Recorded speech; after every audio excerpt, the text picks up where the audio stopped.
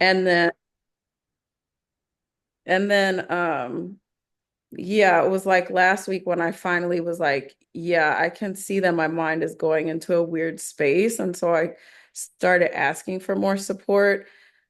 But even I think more important than like asking for more support, I think something about the conversation last week and saying again that like I'm confused and between identities. Like I've been saying it, but I kind of said it in a way where I was just like I could feel that I was starting to give up the fight around it. Mm, Um, and just be like, I guess this is what it's gonna be. Like, and it's very interesting because that is usually how it goes. It's like as soon as you stop fighting, then it does feel like some opening comes like not too long after that. And I'm not saying I don't know anything more, but I feel like this energetic, like there's like an energy that feels like all of a sudden it came out of nowhere that I just did not have because I kept being like, I don't feel motivated. I don't feel motivated. Like, and yeah, so I'm feeling just like a little bit more energized and remembering that like I am a part of the seasons. I'm also reading other books that are like I'm getting back into reading and remembering like sometimes I take being on this path as almost like there's something wrong with me that I have to do all of this stuff. Like that's why I have to meditate or that's why I have to like be in yamas and yamas. There's something wrong with me instead of thinking of it just as like a choice and a life path and um so there's just been a little bit of reorientation and remembering that like for whatever reason structure seems to help me even though in my mind I just I'm just so Gemini and combined with Pisces and I just don't like the idea of structure, but that's the other piece that has been coming through like I've been hearing so many more messages lately around structure.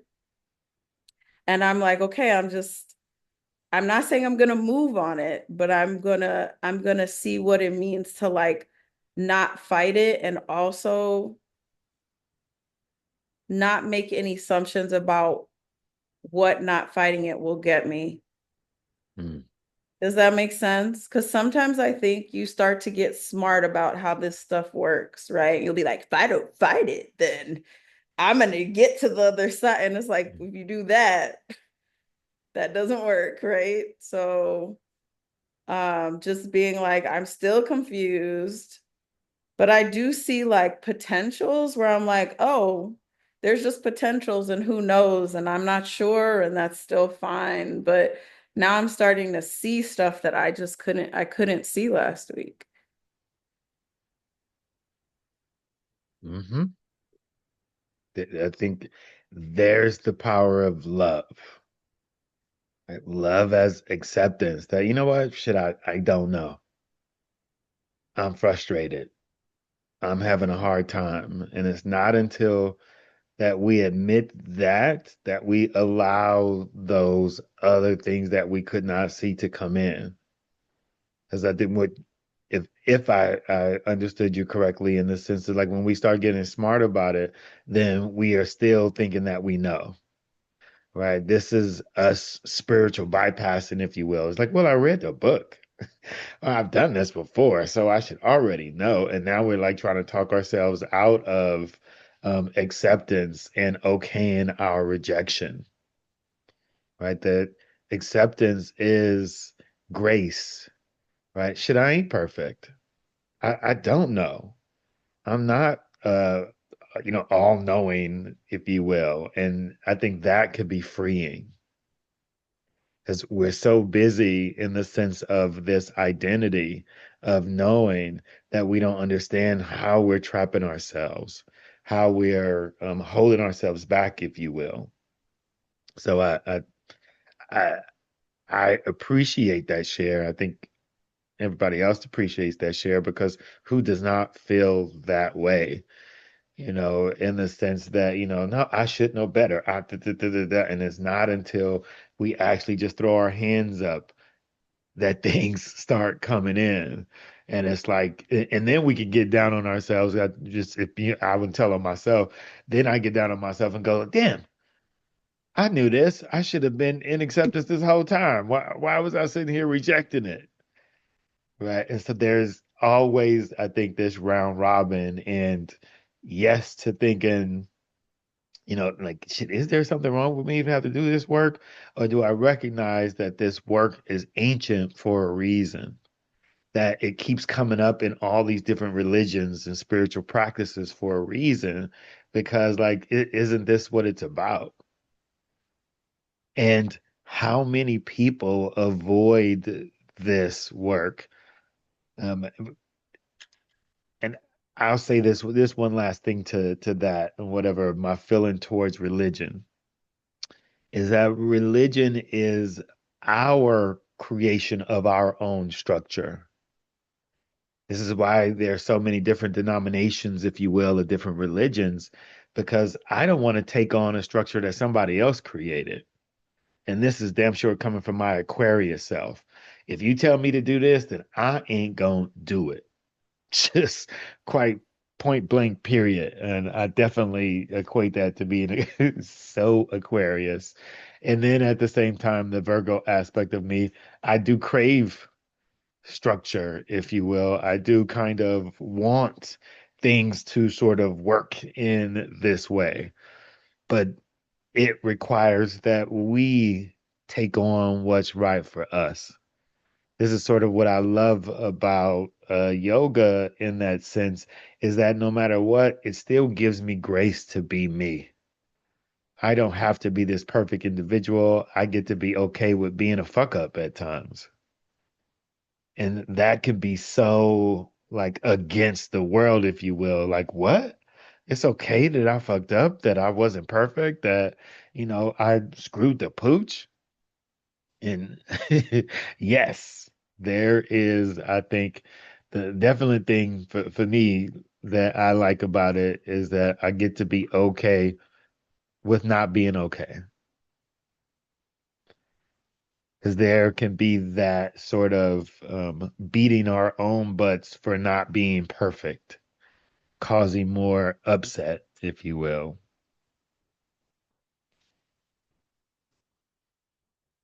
Yes, yes. Thank you for sharing, Tina. I'm about to get seasick over here, Miriam. You're rocking up and down. You hella funny, John. Just like that. I feel like my mug was just lit up. Ah, that's how I feel. Um, Hi everybody. Um,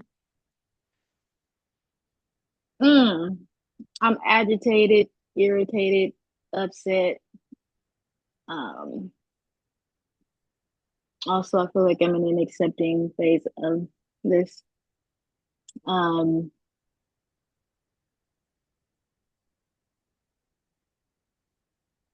yeah, my kid's emotional too. Um, yeah, I'm just thinking about um yeah, how hard I am on myself.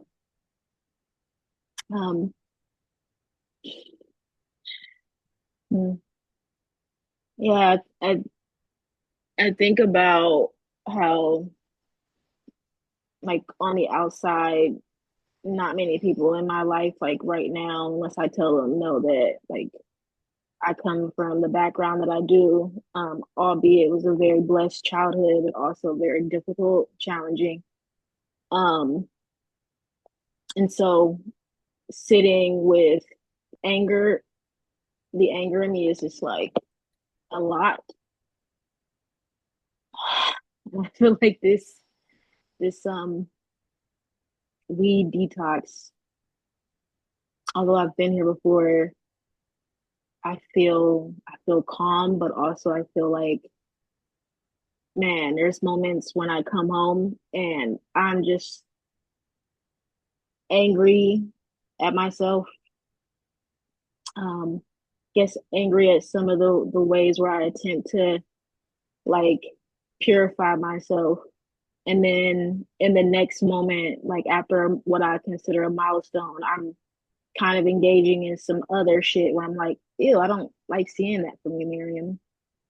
Um, like for instance, on Sunday I ended up finishing a breathwork class and um I was like walking outside to throw something away and I seen a bunch of like black folks coming out of the building next or the door next door to us to the yoga studio. I'm like, oh, who's over here? Um and some fine shit came out, as the youngsters say, some pretty girls. And I just was hearing one of them like talk.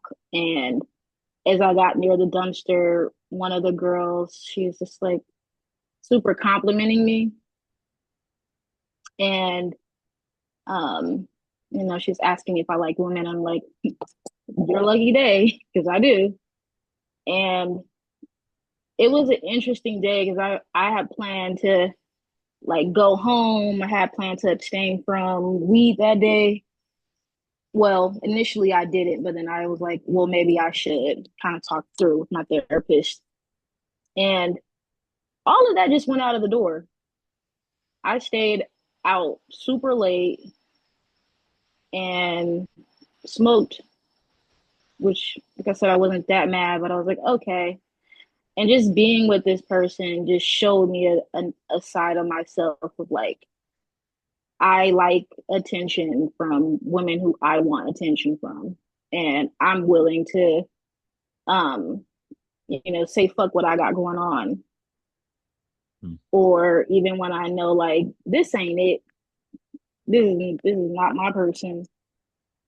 Um, still just like I can kind of engage in the fuckery a little bit, but no, not necessarily because I will dog myself out in the next moments. Um, and so I've kind of been like dealing with that. I don't even think it's yet finished with me, if I'm being honest. Like I don't even think my subconscious is finished like letting me have it. Mm. Um, and yeah, yeah. So today is the day 9 out of 10 of being weed free, and I do plan on smoking on Saturday. So at least give myself one day out of the week where I just indulge. Um, but yeah, also been a little disappointed because I want to take this class, this China song class, is like abdominal massage. It's like uh, it just like releases pent up stagnant energy, and um I thought I was going to be able to get a loan for it because I didn't want to spend my savings. And they talking about $300, like, oh yeah, here's $300, but no, like I needed like almost 2K. And so um I felt like maybe there were other things that I could do to get the money, or maybe I could drain my savings, but I didn't like the idea of like where that would put me at financially. And so while I feel like I felt a sense of relief, I also felt like, damn, maybe this is one of those moments where I could have put myself in the fire and come out on the other side blessed. And um, just kind of figuring out what like is how to like be okay with not doing it or what this is bringing up for me. Um, so yeah, I feel like I've been kind of dealing with some unsatisfaction within me. I'm trying not to like, kind of fall too deep into it. Mm. But the moments that I see it, like yesterday was pissing me off today. I've been cool, but since I've been home, it's just been slowly coming up as like sadness. Um, yeah, that's where I'm at, and yeah, that's where I'm at. Thank you for sharing where you at. Uh, there, I think is the crux of it, of what everyone has shared in that, we're in the exact place that we should be in. Because that's, uh-oh, yeah, I'm frozen. What's going on? Okay. I was frozen for a moment and then everybody else froze, so I'm not sure. But anyway, what I was saying is that we're exactly where we should be, which is sort of in this upheaval and in, again, from when we go through this self-discipline, when we go through this purifying ourselves, then it's literally having to face all of our shit. And you have a right to be upset. You have a right to be sad about it. You have a right to all the emotions that come up because this is why we're even going through it. This is why we even within the practice of yoga go through the asanas so that we can stir things up because we want to understand what's happening and we can't do that until we have disturbance, until we've actually started going through something. Well, my laptop is suddenly doing. So one, damn, I've got all this stuff going on. One of the thing that came over is that I wanted to say that I love you all. I truly appreciate the bravery and the work in the sense of, how many times you get to be with people of where they get to be their authentic selves. And there's my real appreciation of this and you, of being your authentic self and trusting, I think, all of us in this way to allow everything to just kind of come out and flow. The bravery and the courage of this is everything because this is exactly one, I think the difficulties of this work is that we're asking ourselves to right. It's like when you're with a partner and you are you love them enough to be in the bathroom with them while they're using it. Well, at least that's in the sense of for me of how I think of it of like really being with the crust of someone. But the whole point of this is this Svadhyaya. Right, there's this self-study to come up because it's not until we are in upset, pain, frustration, or whatever that we have the opportunity to do the different things of what Svadhyaya is, right? There's the self-inquiry, the observation without judgment, remembering the self, right? That and that self is that capital S, that spiritual self. It's helping us to break our patterns.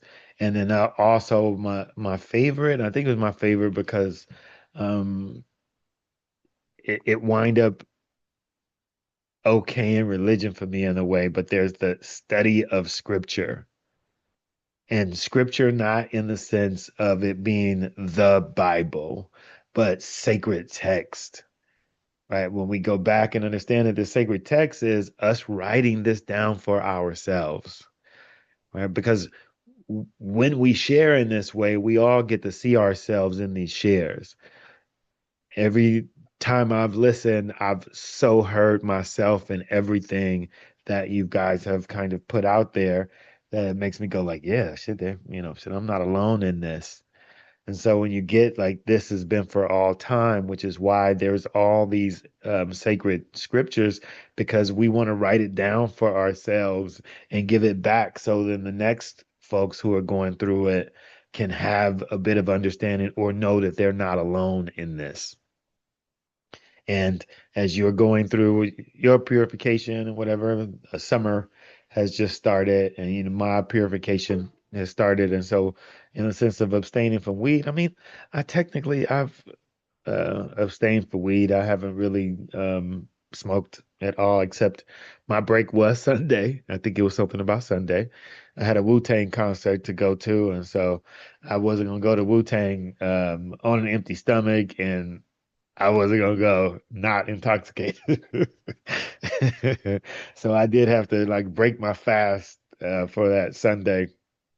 I had me some eggs and rice and some special chocolates and some what my aunts and uncles saved for their son, which also had a little sticky smoke. And I got to really enjoy that concert, let my hair down. Let me say, let my hair down, and and then come back and get right back into it and get back into this fast, get back into this purifying, get back into this sort of breaking things up. It's why I love doing this. Um, is that it allows this constant purifying, this constant flow, if you will, and the upset is sort of part of it. So as we get into Svadhyaya, page 149, trying to think, do I want to read this whole damn thing or what? But page 149 of the book, the second paragraph down. Yeah, I'm gonna read the damn thing. And I'm just gonna read it because she says the yogis teach that we as human beings are packaged much like this diamond ring. And so the diamond ring story was they had put this diamond ring in sort of, Russian dolls, if you will. You know how you have one small one, another small one, another small one. So they wrapped this diamond ring in these boxes, and the father kind of kept going through it, kept going through it, through it. And he was like, "Oh, what?" And he finally came out and he got the actual ring that was buried underneath all of these boxes. So there's sort of what that story is. But we are at the core divine consciousness.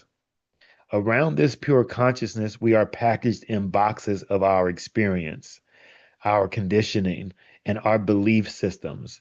These boxes are things like how we identify ourselves, what we believe to be true, our preferences and dislikes, our fears, and imagination. All of these boxes are informed by country, culture, gender, town, ancestors, and um, family history, groups we belong to, and our personal experiences. And I'm gonna read the blurb. Self-study or Svadhyaya or self-study is about knowing our true identity as divine and understanding the boxes we are wrapped in. This process of knowing ourselves and the boxes that adorn us creates a pathway to freedom. And this has sort of been our discussion, right? This upheaval, our frustration, our anger, what everyone I think shared about and whatever, right? Like these are these boxes that we're wrapped in, this identity that we have, that we wind up having to be like a snake where we have to kind of peel off this old skin. It could be upsetting. It could be frustrating. It could be angering, if you will, because it's now asking, like, shit, do I spend that money or do I not spend that money? Right? There's not a right or wrong. There is this opportunity to start understanding that box that or identity that I'm wrapped in. Right? What does it mean to me and why? That's not a right or wrong. This is an opportunity for us to know thyself, for me to actually start challenging my identity and asking, am I ready to take this on or not? Because it's not a right or wrong, but it's recognizing like, oh shit, look at these boxes I'm wrapped in.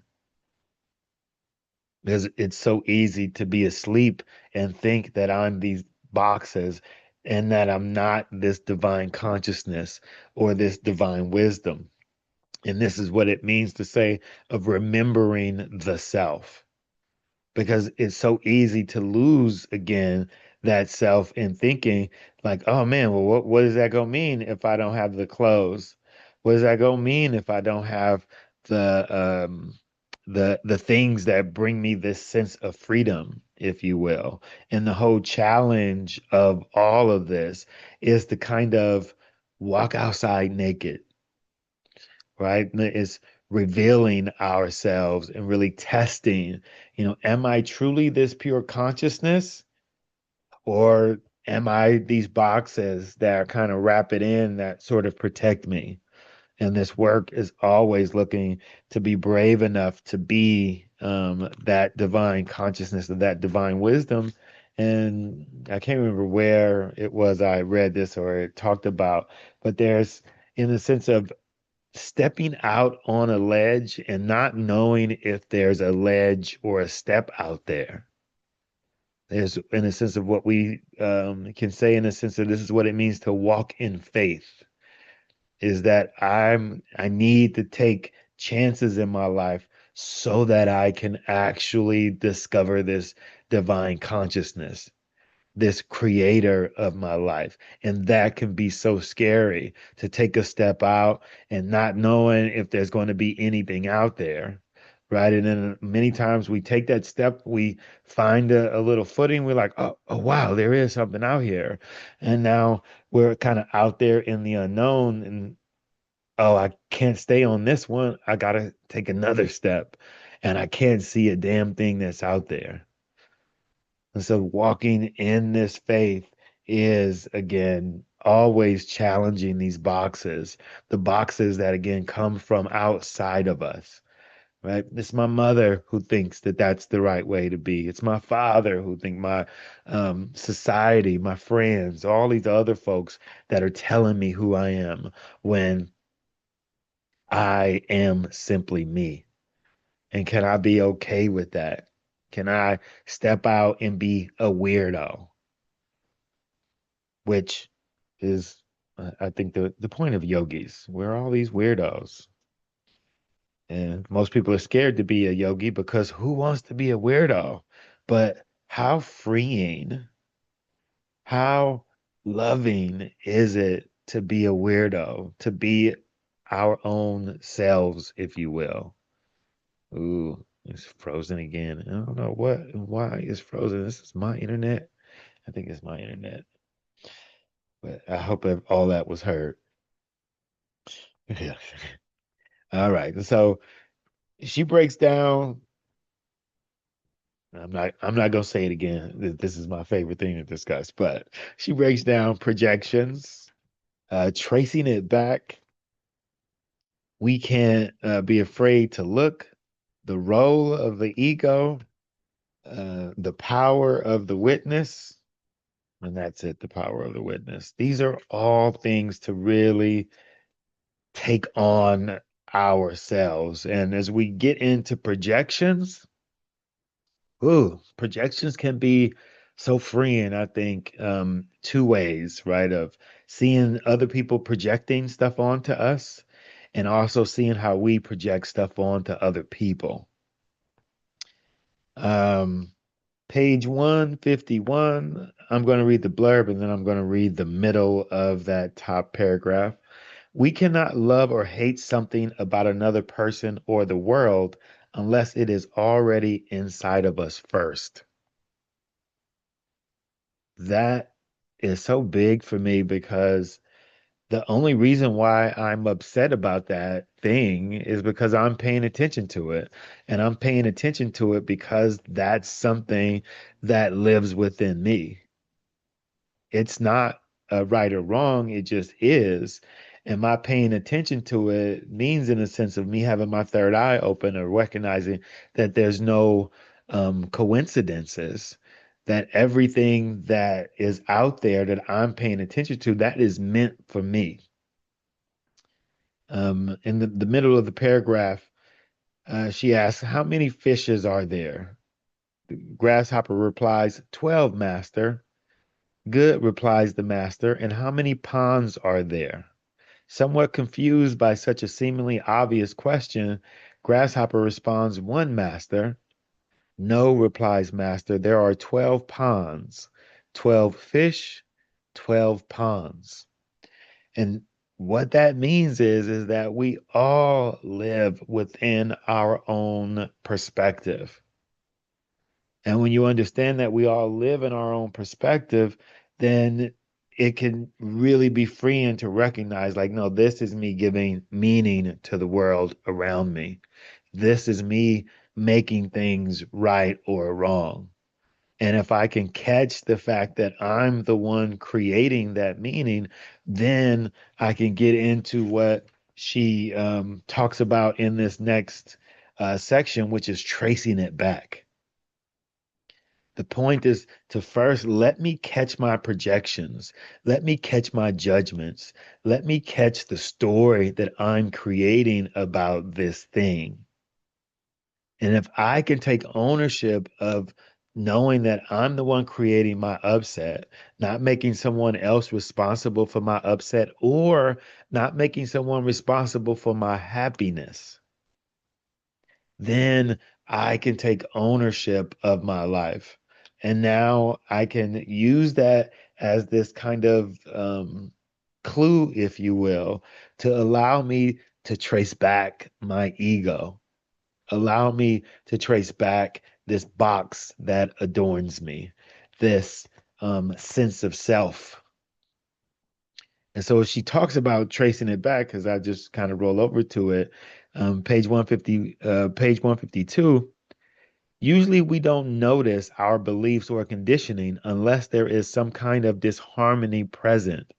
In these times, we have the opportunity to trace whatever we are saying about the moment back to a belief which we are either consciously or unconsciously holding. This is how we answer our own questions here. What's wrong with me? What's the problem here? Oh, if I can own that upset, if I can own that disharmony, if I can own that emotional state, now here is my ability to go back to see what am I holding on to consciously or even unconsciously? Because without it, I won't be able to go back and recognize what identity that I might be holding on to. On page 153, the blurb on the side, I was upset that she hadn't done what was right according to my belief system. And which she's talking about is that we judge someone for doing something that's wrong according simply to how we think things should go, not in the sense of how life actually is, but what we've taken on for ourselves. And this can free us up from sort of a kind of a runaway upset.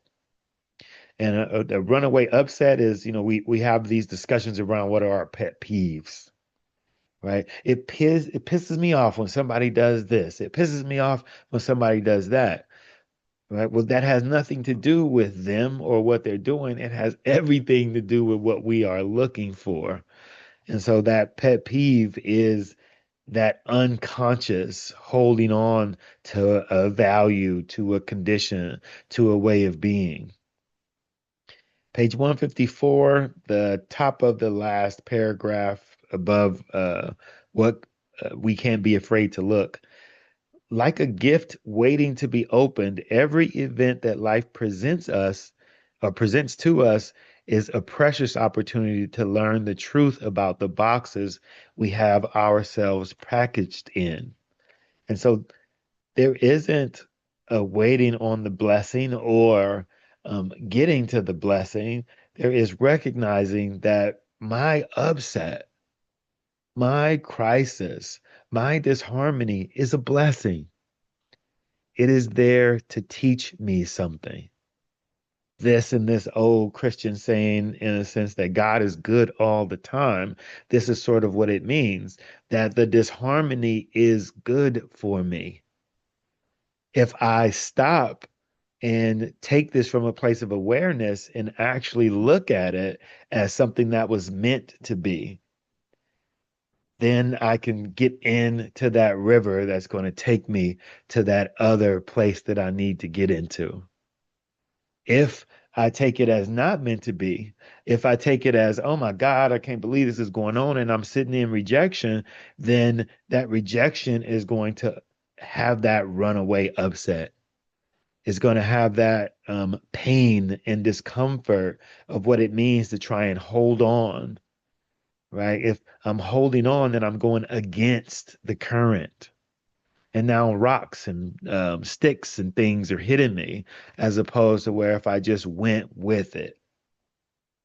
And many of us live this life of trying to hold on, of trying to be this old self, if you will. And that can be, in a sense, like, well, let me hold on to this money or hold on to this life savings. Your life ain't over.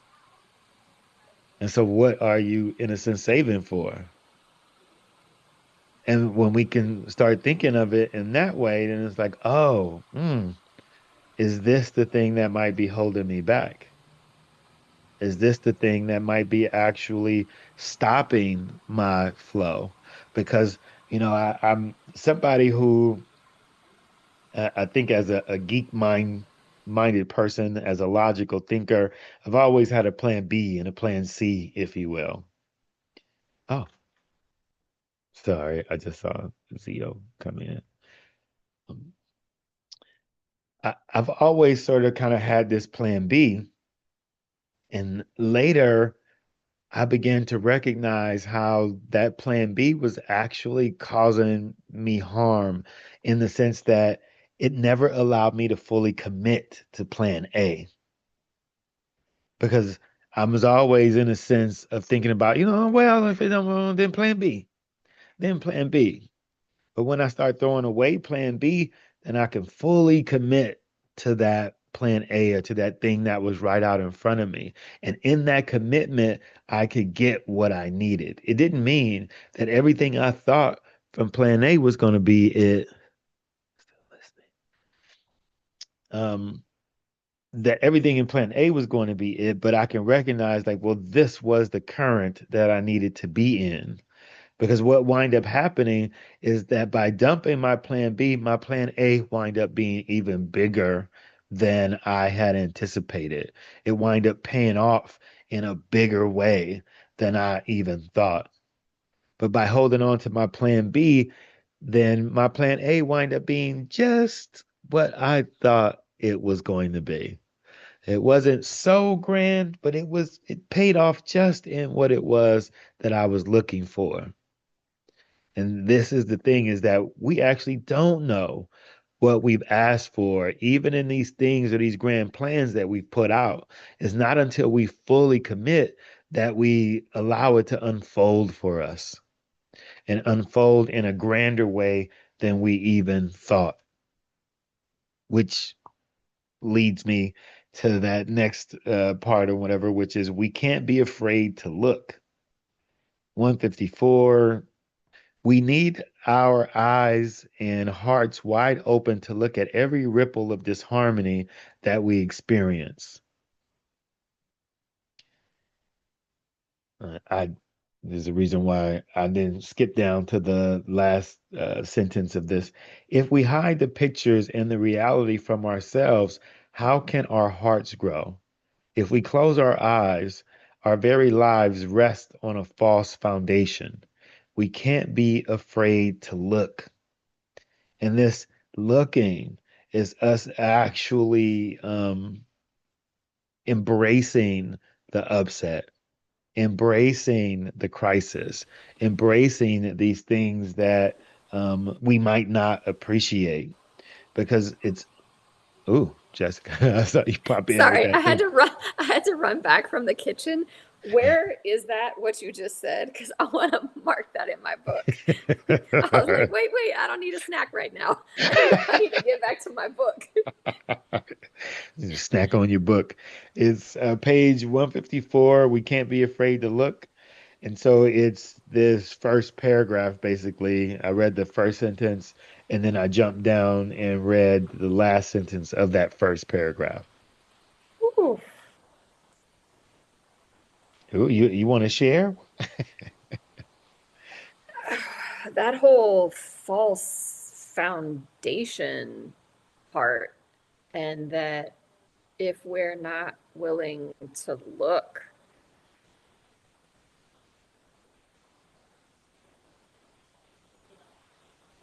like, yeah, what are we building upon then?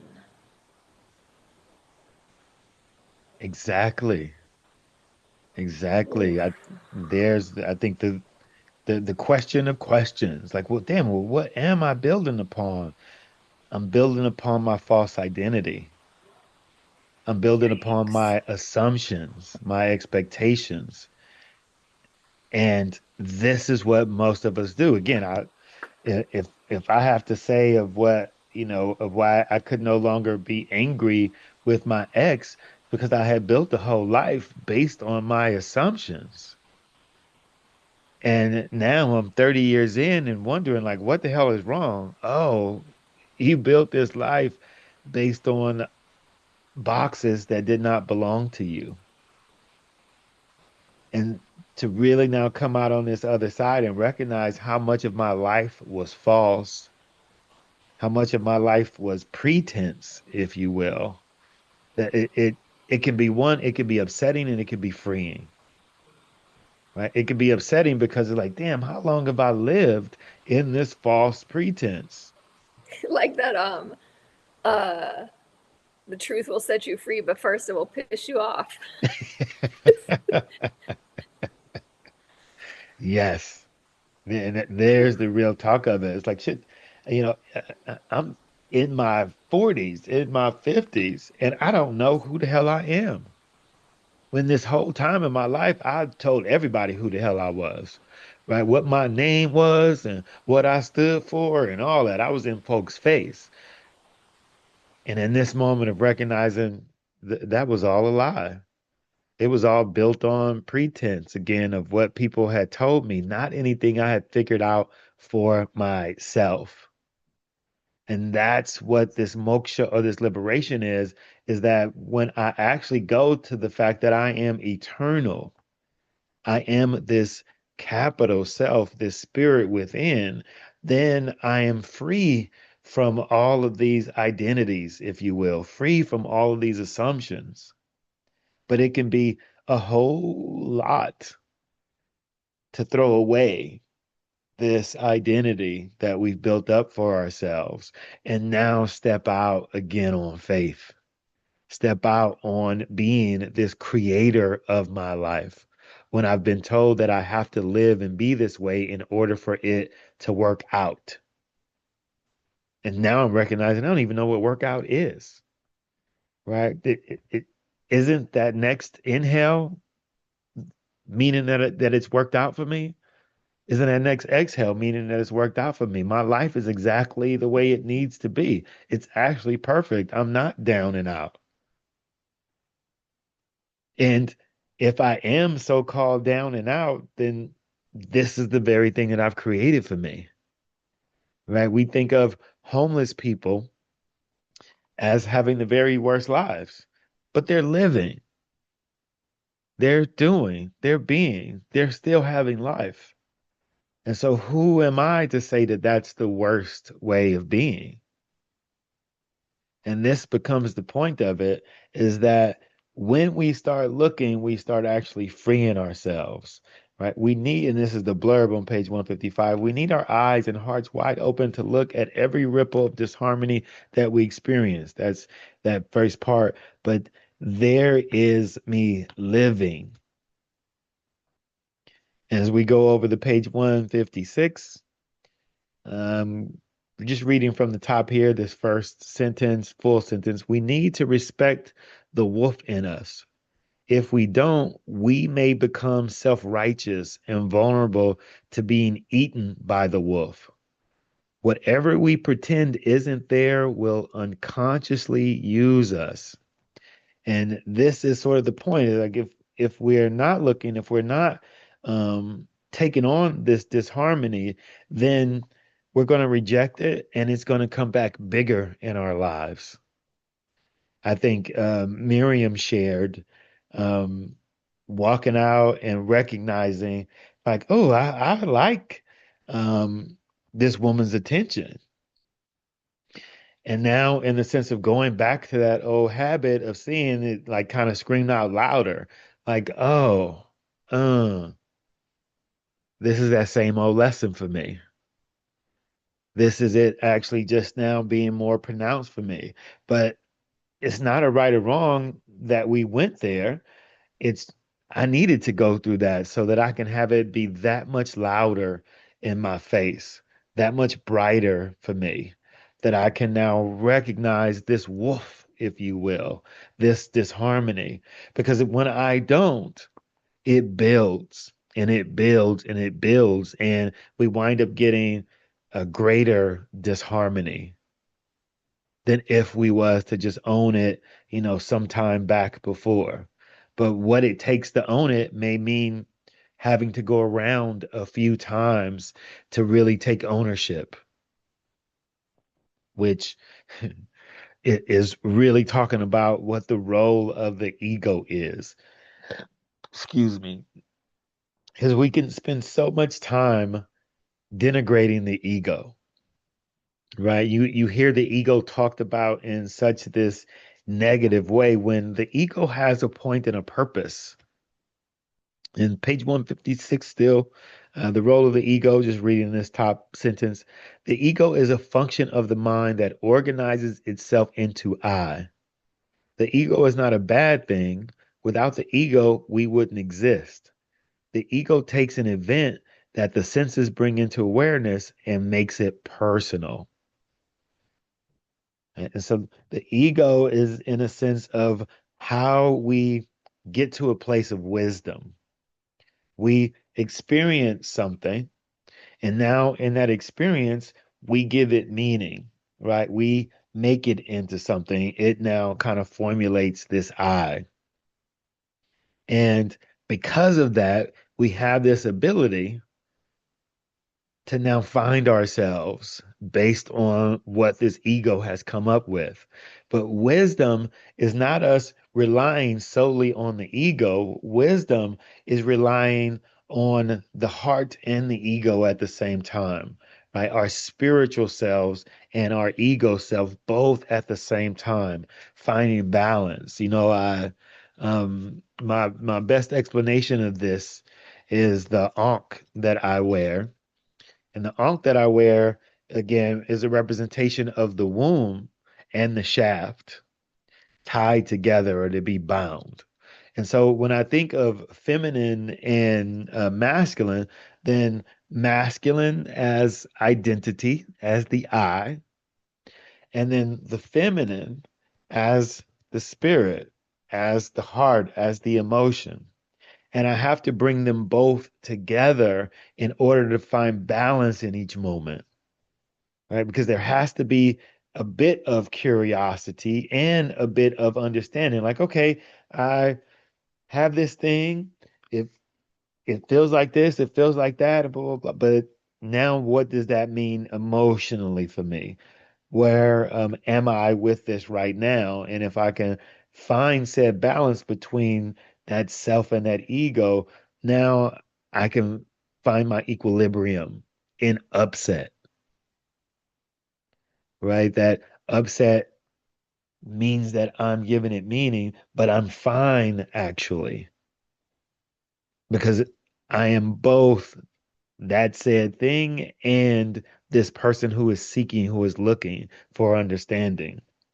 Page 157, to give a little bit more context to this, the second paragraph from the top.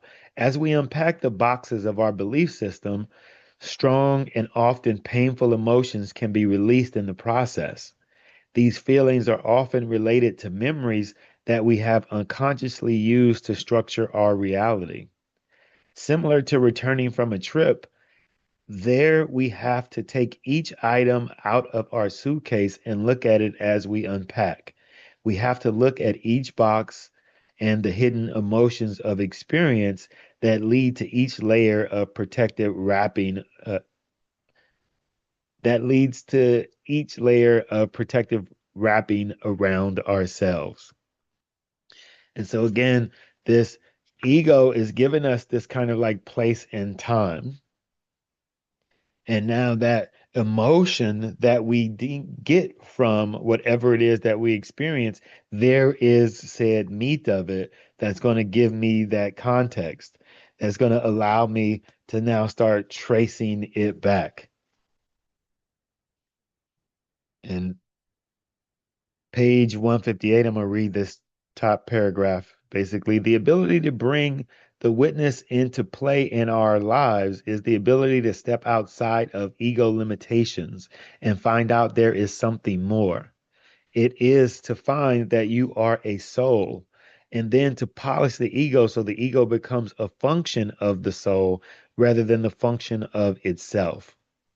Swami Veda writes, it is by surrendering the limitations of its own banks that a river becomes the mighty ocean. Do not be afraid to throw away the trinkets of your ego to gain the diamond of grace. This process begins with growing our ability to witness. And so, right, when we see that ego as this function, when we can put it in its place, then we can match ego or story with emotion.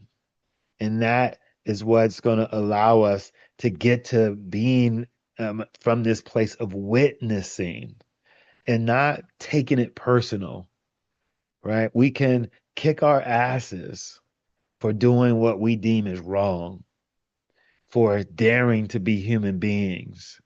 And now something's wrong with me because I'm upset. Something's wrong with me because I've had said story. Something wrong is wrong with me because this thing has come up.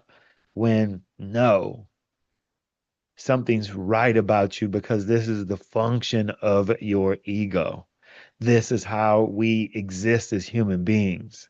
And when we can give ourselves that grace to say, it's all right for me to be upset. It's all right for me to be pissed off at this thing. It's all right for me to have this harmony. Now I can sit back. I think what was beautiful about Tina's share in the very beginning was a saying that, oh, once I can just say, shit, I'm just upset, then life could flow again. And this is for me the problem of this spiritual bypass as I kind of sit up seriously, is that we think that being happy and smiling is where it's at when that's actually demeaning the work that we need to do. Right now, I'm going to pretend that I'm happy and suppress my upset, my disharmony, and not get the meat of this work.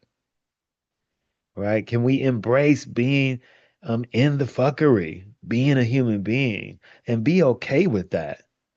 Right? I'm unapologetic about being an asshole in times. I'm a human being, and there's going to be things I'm going to take personal. There's going to be things that trigger me. Right? If you are expecting me not to be triggered, then you aren't really loving me. You're assuming me. And I can't tell you how many people look at me crazy. I think I try and cuss more because I start getting upset when I first started being this yoga teacher and talking about this, and I would let out a cuss word, and people were like, "You cuss?" And I'm like, "What? What? Yeah, I cuss. What do you mean?" Right? People think again that you must be holier than thou as you're getting into this work, and that's not going to get you anything but more upset by trying to pretend that you're not a human being. So this is the thing I think that's important about this section of saying, right, that there's a role of the ego and can we put it in its place? Right? And can we put it in its place so that we can be witness to our lives as opposed to slaves to our lives? And there's a difference between being reactionary and being inquisitive, right? Reactionary is the minute somebody does something, I go and I'm triggered and I go cuss them out. I now just allow that upset to just like overtake me. And now people can push my buttons. But when I can put my ego in its place and I can become witness, now I can begin to start taking command of me. Page 159, the blurb. The witness is our ability to watch ourselves act and respond. It is the ability to watch that begins to bring healing to our lives, right? That watching is that setting ourselves apart and sitting back. And I can tell you, boy, when you can sit there as that witness, you can kind of marvel at something I've shared before and talked about. I was wondering like why I kept having these upsetting conversations with my Jehovah Witness friend. And it was this ability to witness that set me back to go like, wow, what an asshole I am. Look at how subtly I was talking shit to them. Look at how I had all my weapons out. And that witness, just in the sense of that freedom I'm expressing, that was what happened for me. Is that now I was freed from, and understand, right? We was having arguments round and round for months. It wasn't like it was this sudden thing. I kept saying it was them, it's them, it's them, and it wasn't until I got to be this point of taking on this witness that I was like, no, dumbass, it's you.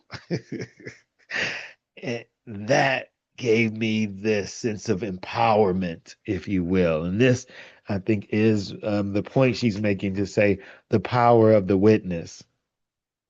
Um, this page 160, the blurb, knowing that we aren't who we thought we were begins to open up the possibility of knowing our true self.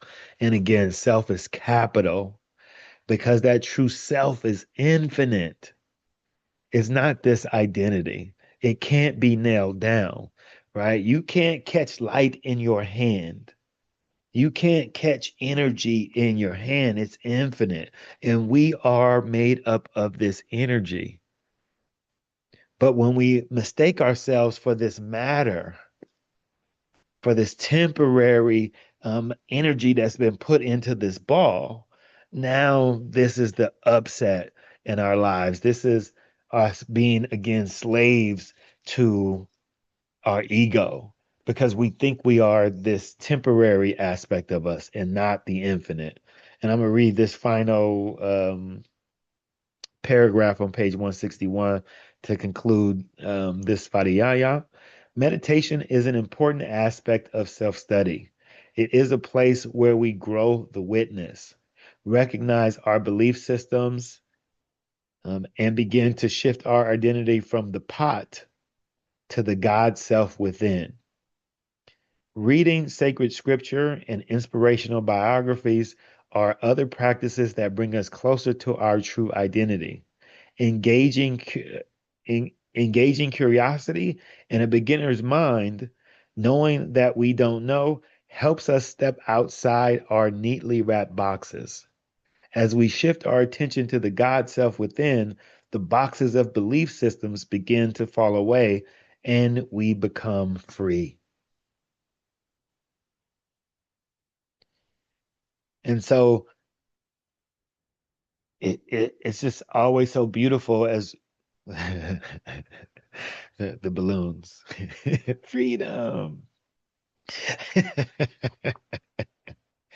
I think this is why the yamas have to come before the niyamas, why we have to be restraining our old habits, if you will, so that as we get into these niyamas, we get into these observances, we don't allow them to overwhelm us.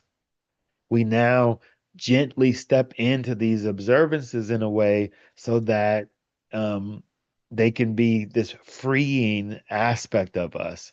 If not, right, what we're asking is that, oh, let me take you through, upset. Let me take you through fear. Let me take you through all these things that you've been hiding from. And if we do it without this sense of reverence, this sense of love, this sense of grace, then it can really put people in a worse position, right? Because what we've done is dug up these old bones that we've buried, and all that has done is just brought up my emotional upset. But when we can sit back from this place of of self-study, of even being in this witness, then it can be this helping thing that we've dug up, this old shit, that we really begin to start looking at what has come up for us. And this is what makes disharmony a blessing. This is what makes upset, frustration, and all of this emotional upheaval this blessing, because now I can use it to find my divine self, my God self, and move away from my limiting identity or ego. How many of us live through said ego and now wondering why we don't understand why our lives are the way that they are? And that concludes the reading of Svadhyaya. Welcome, Zia.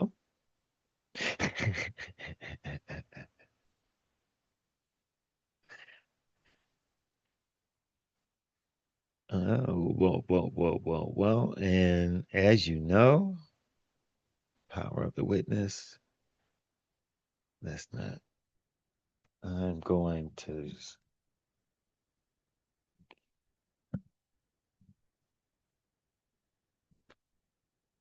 put some questions up so we can get into our little bit of discussion.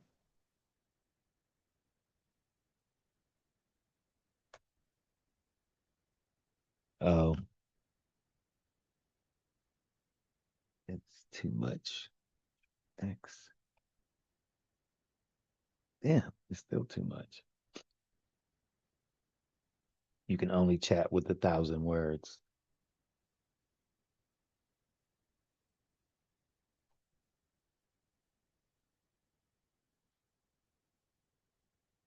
So there are our questions that help stir the pot.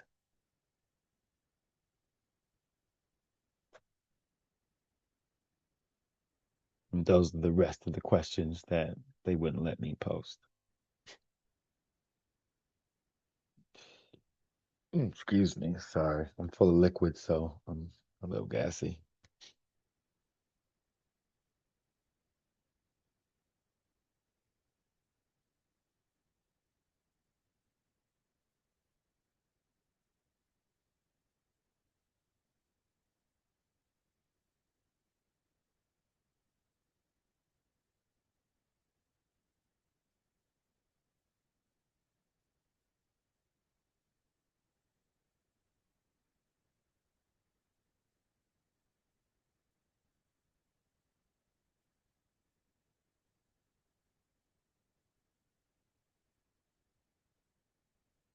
Mm.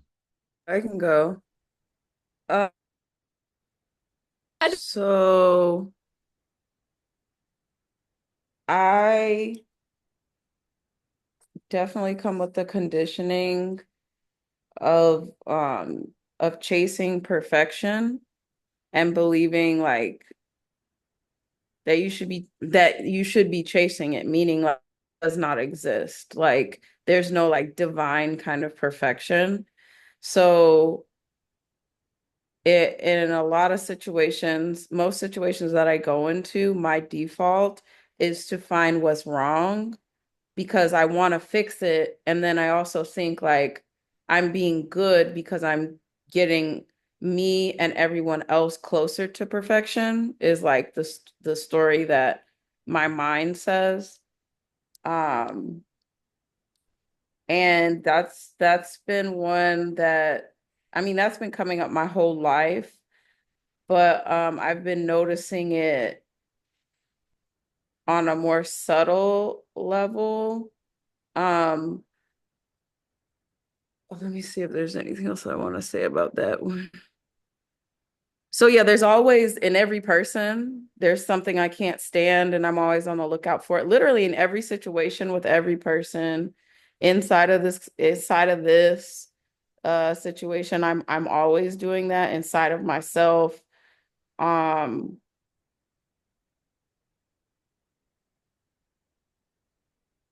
What's interesting about it to me is that it is a place that allows me to feel like I'm in control and like I can do something good about it, right? Because even if it's like oh, well, then I need to work on myself and I need to clear that, or I need to so I've been trying out witness mode is becoming easier for me just because like I have been saying I've been in this like less I like identity place and confusion, and I didn't think about it until this moment, but I feel like all of the confusion and fuzziness is actually in some weird way helping me to not identify as much with things. Like I don't feel super attached to anything, so it's been I didn't think about that kind of gift from the confusion and the fuzziness that like it's actually been helping me to witness things about myself more or about like patterns more. Um, I still do have some judgment about it. I know it said like try not to have judgment, but when I talk about it, I definitely do have judgment about it. Um, and like right now I'm definitely like putting up something so that I can't feel like the how I feel like that, like bad about that, about doing that, about always finding something wrong. Um, yeah.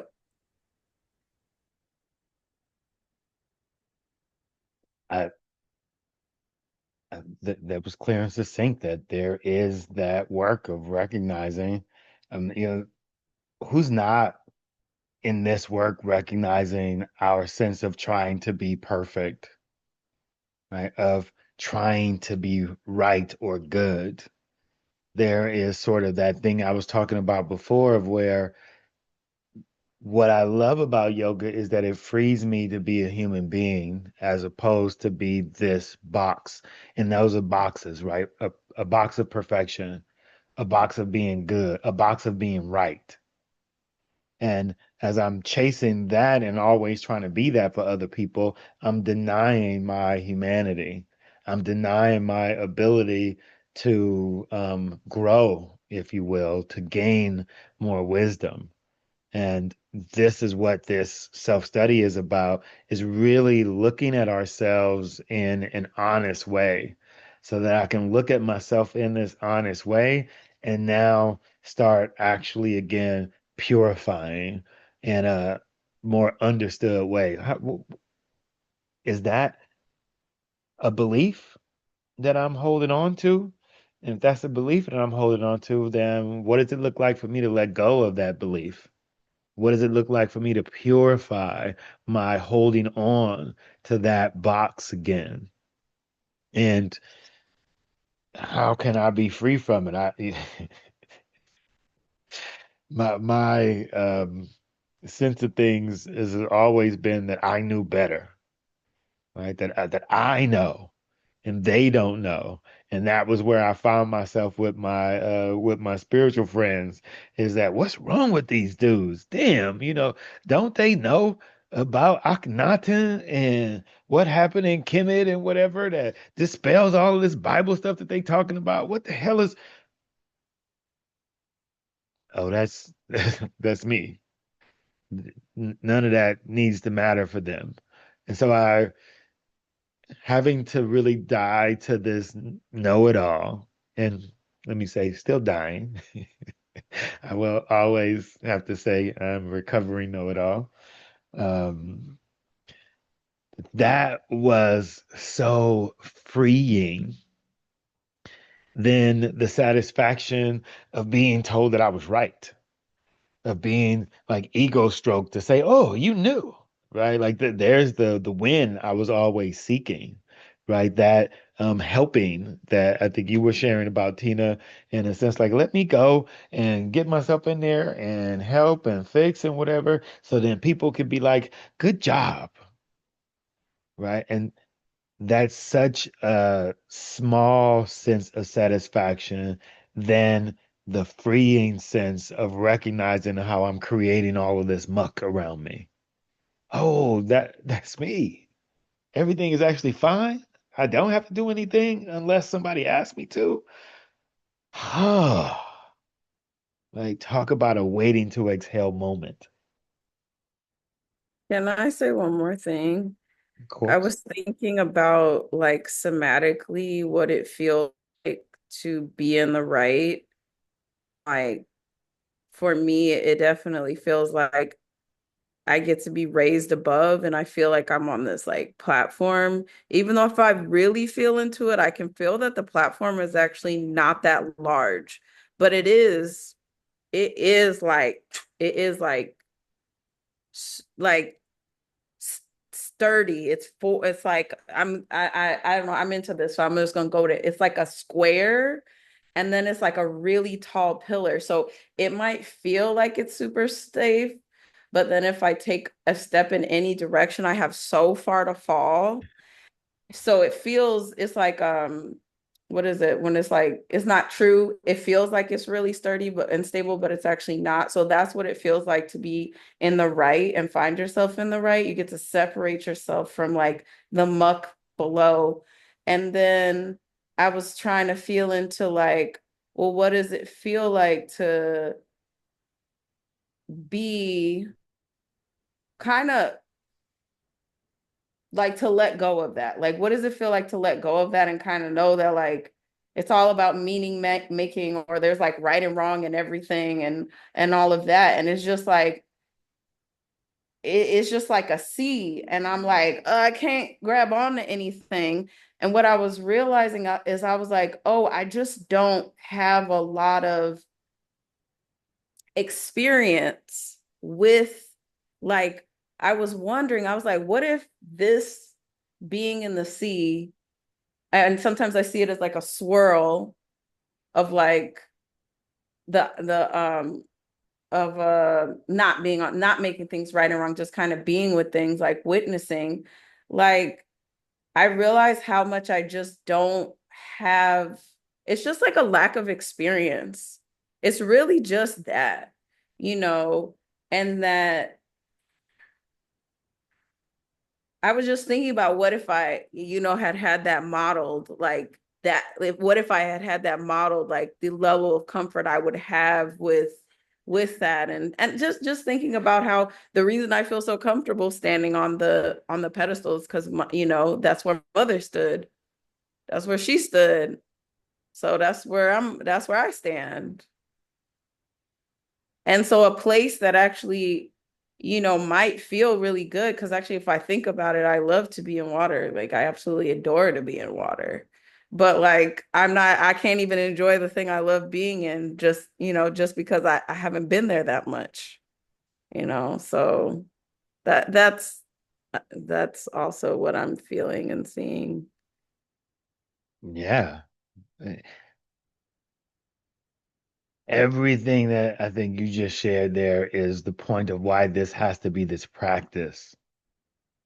It can be overwhelming to folks who are used to being right, who are used to being this identity, to now step out and be infinite, if you will. Because am I safe here? Is this even okay for me to be in this kind of open space? And if I don't have the experience to be okay with it, that could be upsetting. And so it's why it becomes important for us to bite off small chunks, right? And having small wins. So the more we start having these small wins, the more that pedestal starts looking like not the place to be, right? Because we do need, in a sense, a place to sort of kind of come back to and give us comfort, if you will, like retreating to an identity, to a box, to a place that I know can give me a temporary sense of safety. Right. This is in the sense for me of recognizing that the ego does have its role, that I have to exist. And so having it gives me a sense of me, a place, if you will, that now gives me that ability to open back up, to allow myself to be open-hearted or free, or again within this faithful place. But for many people who have not practiced this, have not tried this in small way, this is just some crazy shit we talking about, right? What do you mean not be perfect? What do you mean not be right? What do you mean it's okay for me to be wrong? It's so I I could be wrong. what it's I'm it's all right that I'm an asshole and I can admit that truth. Like, yes, because there is the balance that we must find, right? This is the point of the duality that exists, is that we have both sides so we can find ourselves in the middle. We can find that true self. If we're trying to just be one-sided, then there is the thing that's going to have us be unbalanced, have us not be that true self. And so it's important that we not just acknowledge our sun, but that we also acknowledge our moon, that we give ourselves that sense of grace. And it's not even just giving ourselves that. When we're able to be humble and honest and vulnerable in front of other people, it gives them said grace to be human beings. This is why, in the beginning, I wanted to express this profound love in the sense that I have for you all who are participating in this work, because I get this opportunity to see my own humanity, if you will, to recognize again that I'm not in this by myself. And this is the beautiful thing about having brave souls who are willing to share their muck, because it gives me permission to be all right with the fact that I have muck. Right? We get into this work thinking like, oh, I'm going to be religious or spiritual, and now I'm going to be all pure and great and everything and whatever. And then we wind up kicking our own ass because it's like, I'm not so pure. I'm not so great. And this is why pastors have these great falls, because they wind up pretending that they're holier than thou and getting all this money and so on and so forth. And then the thing that they have to confess in front of the congregation is something huge. Like, I got one of y'all pregnant, or I've been taking meth, or that I'm gay and I've been taking meth. Because this is the aspect of the denial of our humanity that can lead us astray in even a deeper way, even in our spiritual practice. If we can't be humble and vulnerable, then we can find ourselves surrounded by a group of um, homophobic individuals. And for me, this is so profound to see this, is the people who are most wanting to persecute gay folks are themselves gay.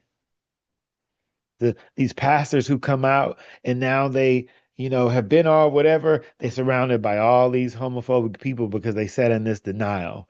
These politicians, right? Like, there's Lindsey Graham, poor Lindsey Graham. If you know who Lindsey Graham is, I know Lindsey Graham is gay. You wonder why he compromises himself and he hangs around all of these folks, in a sense that really would persecute him, because he's in denial of his own humanity, because he's trying to be perfect and not allowing himself to just be. And this is sort of the problem of the whole conservative agenda, is that they want to pretend and be in this perfection. And for me, this is the problem with the extreme of the left, is that you want to act like everything needs to be just willy-nilly and whatever, as opposed to recognizing both sides need each other so that we can find ourselves in said center. It can't be one without the other, right? There are progressive folks out there that are actually running away from their conservativeness. And there are conservatives out there who are running away from their liberalness. We're not one or the other, we are both. And if we can't admit that, then we'll find ourselves stuck or trapped in these places of ridicule, right? These places of where it is, I've been pretending for so long, I don't even know how to come out. I don't even know how to tell the truth, because I've been lying to myself and you for so long that it's going to get worse and worse and worse and worse. And it's not until we just admit it that we can find said freedom. But admitting it takes this deep self-study. And reading the scriptures, right? The whole point of scriptures is to try and help us to say, listen, once you rip that band-aid off, you're gonna be okay. You are going to be okay. Because we keep holding ourselves back, feeling like, well, no, if I do that, I'm not gonna be all right. So something bad is gonna happen if I humble myself, if I admit myself. But when we take these small steps and say, I'm upset, I'm angry, I'm sad, then we can start feeling that freedom start flooding in, right? The answers or the ability to start tracing it back by saying or admitting the fact that we aren't so-called perfect, that we are human. Without said acknowledgement, there's no way for us to find this true self, this deeper self. But this is what makes this work so goddamn hard. Because who wants to be ripping off their band-aids? Who wants to be having to walk out and expose themselves, if you will? Who wants to be doing this hard work? But when you understand that standing on the pedestal puts me in a more precarious place than being in the open area of where I can walk anywhere, actually. I can take any step. But when I'm on that pedestal, I have to be just this certain way. Want to be open and free, but that means that I have to be brave um, in doing this work.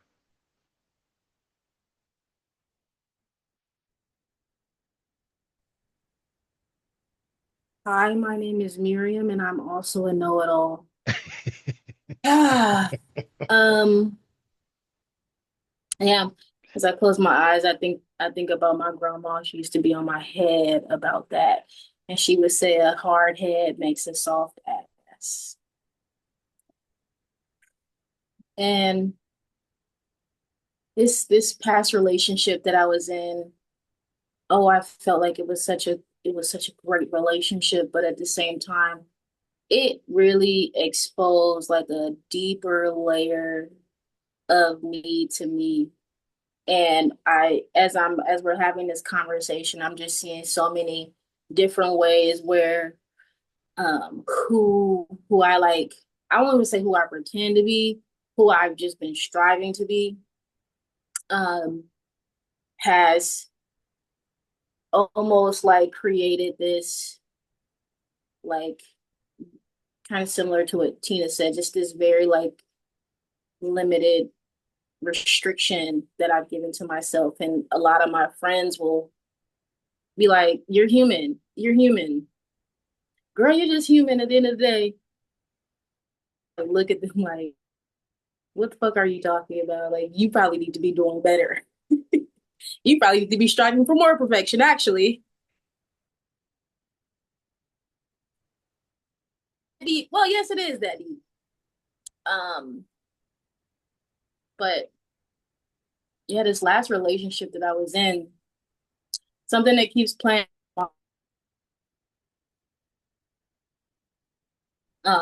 We went to this Caribbean spot, and I was meeting up with her, and I was meeting up with one of my friends from my past. And um, the past that I left was like a 5-year relationship, like a 10-year friendship with this guy. And with she was just a part of the friend group. And just the friend group that I felt like I was a part of was like damn near a family. Um, but in those moments we were linking up, past and somebody from my present were both in the same room, and my friendship, me and my past friendship, we just were kind of like teasing each other, and she's just like, "You still a know-it-all," or like, "How have you changed?" And kind of bringing up old stories. And for me, I was just like, always felt like whatever we were arguing about, I felt like I was right, or there was some truth to what I was saying. And as I'm saying this, I'm like, damn, this is the same kind of shit that is going on in my new relationship. And so I felt like, and as much as I felt like I changed, and I did see I have changed. There's still like, that observation of like, yeah, Miriam, now like some of these deeply held on beliefs that you have about yourself are still here. And I remember my girl just kind of like, we were broken up at the time, but I remember she just kind of pulled me aside as my friend left, and she was just like, I think she said something to the effect of like, okay, you're seeing yourself, like, do you feel humbled? Mm.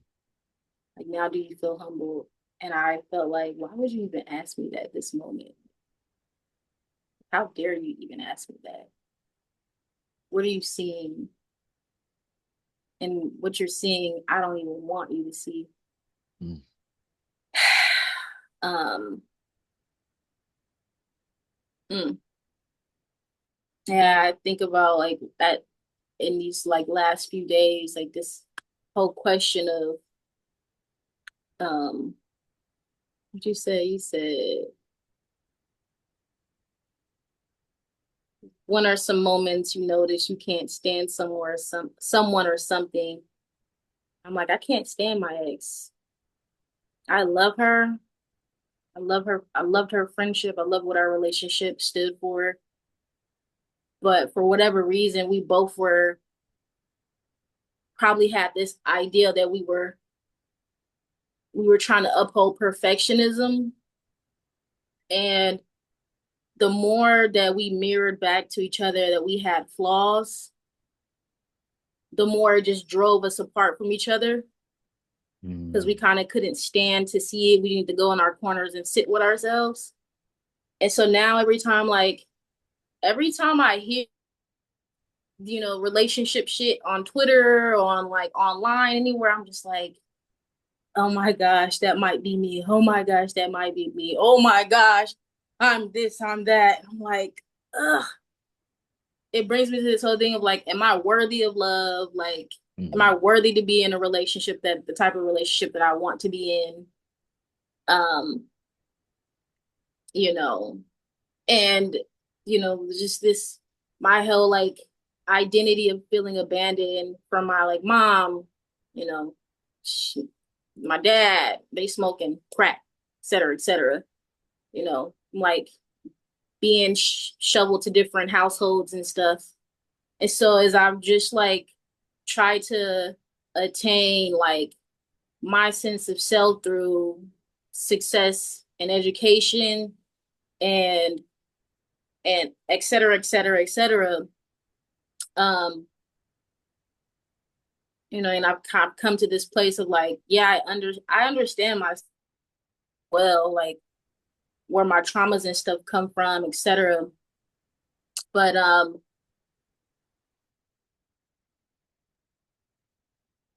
from like the hood, right? And you make it out, it also doesn't help that everybody else in the hood feels that you should be extremely happy. You shouldn't have no damn complaints because you made it out, quote unquote. And meanwhile, I'm like, nah, I mean, I'm fucked up inside a little bit. And it, like I said, it just doesn't help, because that also positions me, or like try to almost props me up. And the sense of like wholeness that I'm trying to grasp onto also grasps onto that and tries to like, make it worth something. And it's just like this shell of like feeling abandoned, and trying to like perfect my way into, the shit that I want. It's like, nah, they actually leave. And then I'm faced back with, oh, unworthiness, or oh, they left. So fuck them. Kind of the week that I've been having. Fuck them. Fuck y'all. I don't mean it, but like fuck y'all for right now. Like Um, yeah, that's the shell I feel like I've been observing, and I was explaining it earlier. Um, and then no matter how much I thought I knew me, and how much I thought I think I know me, and that I have a good grasp on, what Mary needs to leave behind, it's still like, oh no, there's more. This is more unraveling. It's more unraveling. Oh, okay. Not knowing when like it's going to stop or when I'm gonna kind of just when the knot is gonna be unraveled. It's just like a fucking give up right now. I'm going to sleep. See you tomorrow. Yeah, but I'm glad I can have a sense of humor about it and laugh about it. But yeah. There is where the string is unraveled when it Mm. becomes something that we can laugh about, right? And I think that's why we are all laughing because we all feel that way. And it is just recognizing, oh shit, there's just the unraveling. And thank God for the unraveling because that means I'm here. Right? Thank God for the ego because that means I exist. And there becomes the point. And the fuck it to them is, oh, that's their projections. That's their fuck what they think. That's freedom, if you will. It's not a wrong in saying fuck it. There is that freedom from it. I think I see Zio leaning. I am. Hi folks, sorry for being late. It's been a day. Um, I think the question that stood out is like in what situations you feel you can't be your true self. Um, when I like someone, like when I'm attracted to someone and I like them, I feel like I tend to want to present myself in the best possible way. And then it's like a reminder of like, no, baby girl, we gotta show our who we really are. If that made me upset, I'm allowed to say, like, no, that wasn't cool, that wasn't okay. But it almost I take a whole second because, right, like all the abandonment shit, all the stuff starts to like come into play and it's like, oh, how am I supposed to behave? And then by the time I'm processing all this, like the moment is now gone. And now I'm left with, oh, I felt some type of way, but now do I stay? And then we start the cycle all over again. And then it just makes it easier to be like, you know what? I'm good on this guy. We're just gonna wait and we're just gonna keep it pushing. And the right one will like come. And like, yes to that, but you learn so much, like Miriam was saying, like your partner reflects so much of you and there's only so much work you can do on self as a single person, right? Because it is a partner that reflects the shit you need to work on, what you need. They're a mirror, they're a good mirror.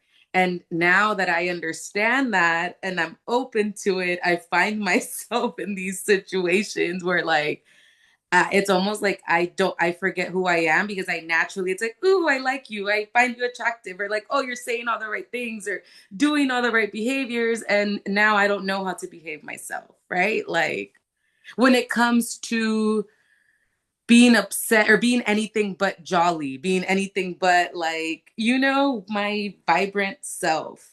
I think that's where I catch and I feel kind of stuck in it. Hmm. Yes. It, when you feel red, I feel like doing this because Yeah. Yeah. that's so me. But I think there becomes a challenge of being in a relationship. And definitely I'll say in being in a relationship and now doing this work because it really gives you that deeper opportunity to sort of like look at yourself. And and for me, I always think that or feel what was shared is like being exposed. Like, oh, they're gonna be able to see my judgments and my assumptions and all of this stuff. And so I've I've recognized this deeper need to really check into that for myself, to recognize like how I go into pretend mode. Like, oh, okay, I was telling someone that I had been married so long that I didn't know how to date. And so in the last relationship I was in, they were upset in a way because I didn't know how to just be dating. I wind up putting on the full husband role as opposed to getting to know you. I'm like, oh, we thought it's all good. It's all supposed to be X, Y, and Z. And it's taken me to have to set back from myself and from that to even look like, damn, like, do you even know how to be with someone in that way? And there is, I think, that this point of being with someone comfortable enough to take on this deep stuff that we have to kind of share and expose ourselves, as opposed to take on somebody who's expecting perfection, Mm. right? There is that kind of thing of where, and I can get into that place. Well, no, I need to be perfect. No, that's not how I actually find a true mate. I have to be me. I have to be sharing this moon aspect of me, not just the sun aspect. But whoa, what a bit of fuckery.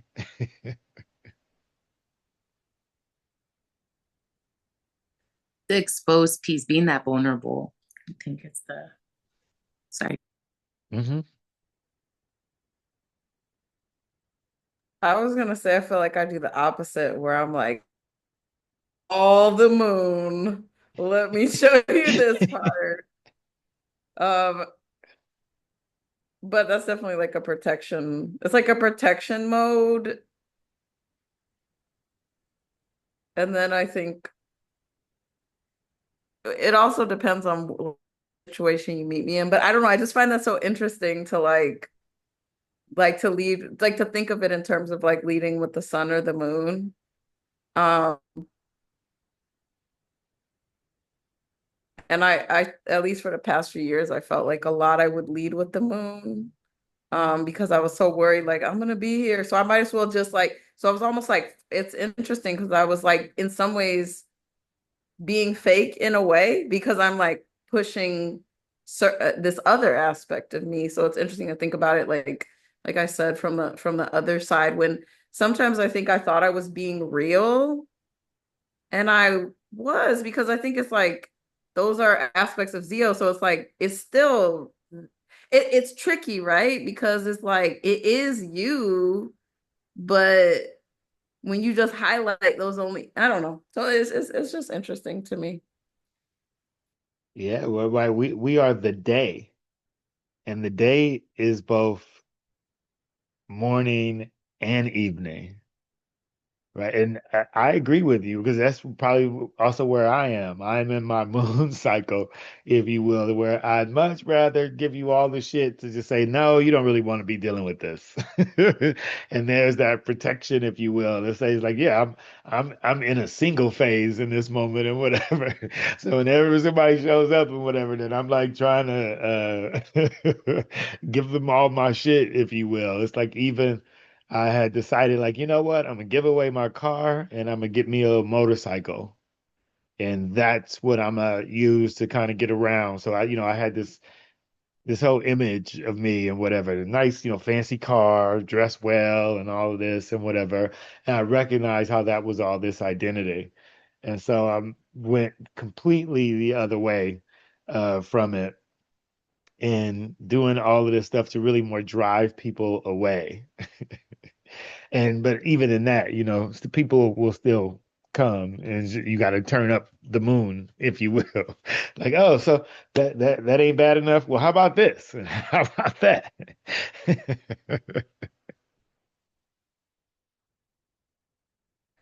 So, I'm just trying to get to a place to where uh, I can feel comfortable enough of being the full day with someone.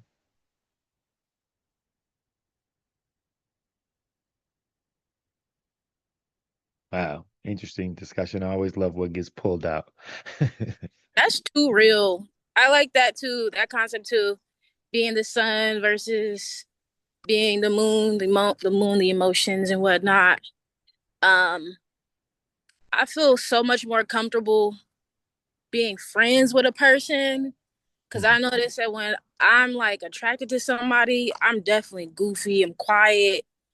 My personality, my son is not showing at all. But if I'm just friends with somebody, it's easier for me to just be open, vulnerable, um, and emotional. We're going, huh? Hmm. Man, talk about feeling red and exposed.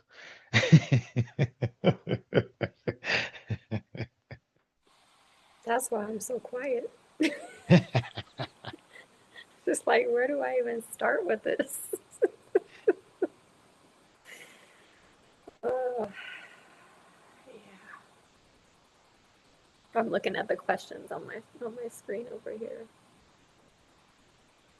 I think the one thing you talked about today, and it's one of the questions, is being that observer, and especially in the heated moments, can I step back and observe myself without judgment, like a curious outsider? I think I'd like to devote myself a little more to that practice. I have a tendency to justify, Mm, to feel like my heat, because it takes me a long time to get there. I think I have a tendency to be like, if you push me that far, you deserve what you get. And so, which makes it about the other person. So,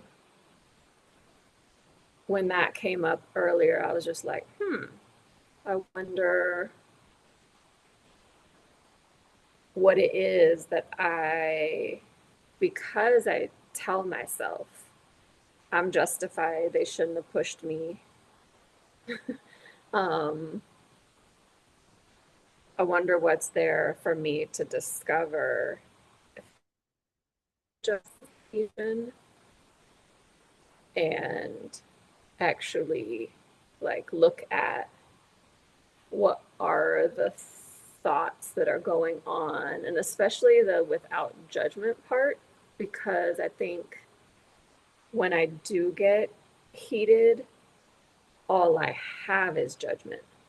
mm. And the judgment is the reason for the heat. So, yeah, I'm kind of just like, I wonder what is there. And I wonder too, do I have the skill, the capacity, the practice to actually see the thoughts that are there beyond the judgment, or the thoughts that are there without the judgment? So I think that's something to explore in the next week. Definitely. There, I think the thing that the take away in a sense is seeing is that sometimes I'm not going to be able to see it while I'm in the middle of it. Yeah. Like the explosion happens, it happens, and I kind of got to let it happen, and then let the pieces fall where they may, and then I can go Mm, back and sort of now and like pick through the pieces to see and to see what it was that happened, why it exploded, mm-hmm. because we might not even recognize, like you said, like the heat is this building thing, and so a lot of times we are holding back our truth. We're not saying or sharing again what's going on in Mm, us. And so we're like sitting in judgment. We're sitting there simmering, if you will, and the person is just continuing without even knowing yeah. until now we can no longer contain it and we Mm-hmm. right? And And so I'm now, a, I think it was our last round of this. I talked about how I'm a silent heat person, and I tell myself, well, that's better than someone who can't control their temper. That's better than someone who can't control their tongue. But my partner is like, yo, your silence is violence.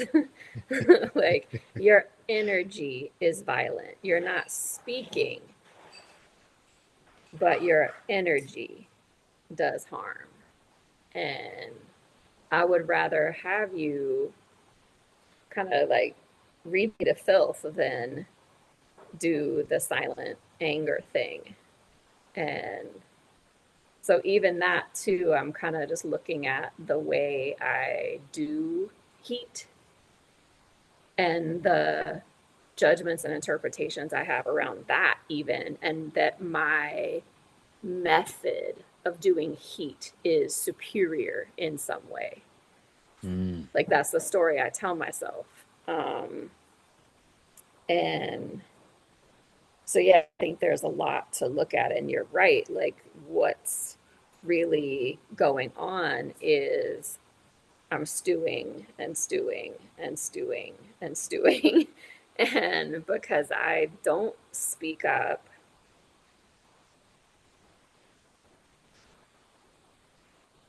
what happens is it comes out in other ways. It comes out in other ways, in shitty ways. hmm.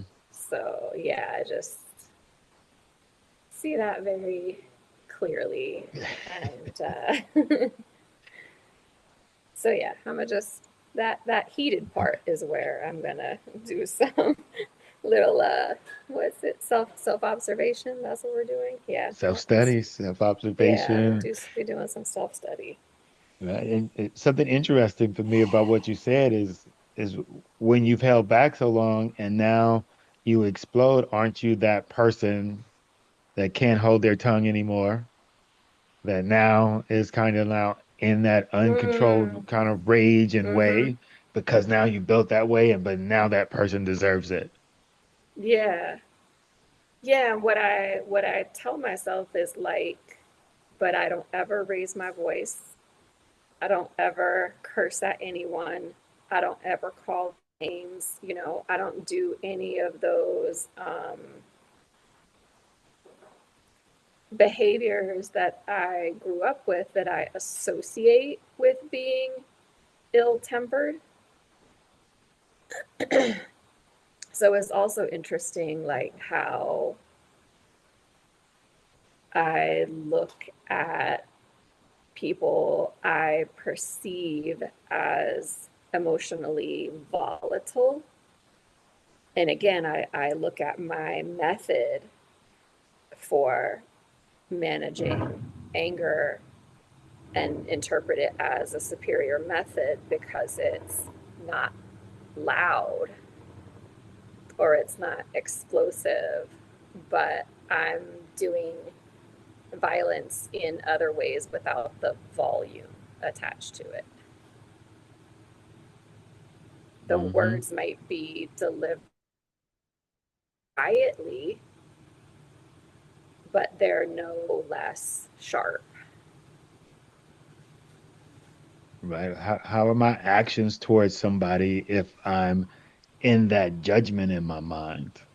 Just because didn't say it, don't mean that I'm not treating them in that way. Uh huh. Right. Yep. And there becomes Yep. sort of the thing of what I think maybe your partner is sharing. It's like, well, even though you're not saying it, Right. you're still exuding it. Yep. Yep. And then there's the thing Yeah. of where we think we can hide when actually it just comes out in other ways. Yeah. Like, I'll be like, why is the vegetable this? I do it this way. I would vegetables. This is not about vegetables.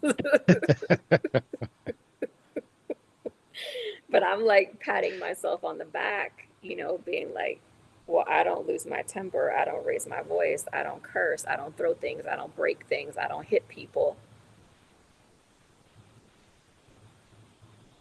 I just do these other things. Right, right. That are that are violent in and of themselves, just not in the interpretation I had in my mind of what violence looks like. Yes, that's some good observation, right? Because there is, I think, living with that allows us to start shifting so that maybe I should speak up. And definitely with my partner, they understand that I'm a human being. Mm, So, right, and same thing for anyone. I'm thinking that I'm kind of holding myself back when actually uh, I'm just kind of suppressing temporarily or suppressing in this way and allowing it to spill out in this other way. And so no mm-hmm, matter what, I need to be self-expressed. I need to be honest. And there, I think, becomes the importance of speaking from a standpoint of how I feel, what's going on with me, what it is that I believe I'm hearing, what it is that I believe I'm experiencing. And that's different than in the sense of what we don't want to do, which is be in judgment. You this and you that, and so on and so forth. And so a lot of times we are afraid of our truth because we can't distinguish the difference between truth and judgment, the truth and projection, mm-hmm, right? If I can speak my truth of where I'm just, well, this is just actually how I feel with it. It's not any sense anything of in a sense of who you're being or whatever, but this is what's being triggered in me. This is what mm-hmm, my experience is. And now how would the conversation be rather than me, how dare you this or you're that or finger pointing, right? And I think mm-hmm. that's what many of us are scared of. Yeah,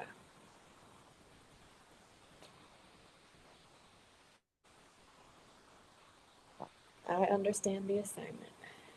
Right? Great share and great speaking of the assignment in a sense. I think some I haven't done as well because we just had these deep conversations, but really thinking about again that in between this week, especially for this, right? There is this self-study. There is this checking out like why did that trigger in me? What did come up in me? Why did I explode? Can I take it away from the other person and now bring it to me? And let me tell you again, this ain't no easy work because it comes up over and over again. No, they're an asshole. No, fuck them. No. This is me. I participated in it. It takes two to tango. And so what role did I play in it? And that is, I think, this hard work of really being able to check in and do all of the things that she talked about, especially in the sense of this tracing it back. Where did that upset come from? Why did I make it mean what I made it mean when it just is, right? That was just that person being them. But here I am making them wrong for being a human being. Here I am being in judgment or projecting my own whatever. And what does that come from? Miriam's share, which I think was beautiful, is like, oh, right, this feeling of abandonment from my parents and whatnot, of not necessarily feeling that I can be loved. And so here I am taking this old sensibility and bringing it into my current or even new relationships. And now that I can see that for myself, it can give me this ability to sort of sit back and breathe rather than just react. Right. This is the point of what she's talking about of this meditation, of taking this ownership of that now I can sit back and just have that bit of space in between the moment. I think this is where the uh, feeling justified Mm, too comes in sometimes because I'll be like, well, I don't expect much, you know?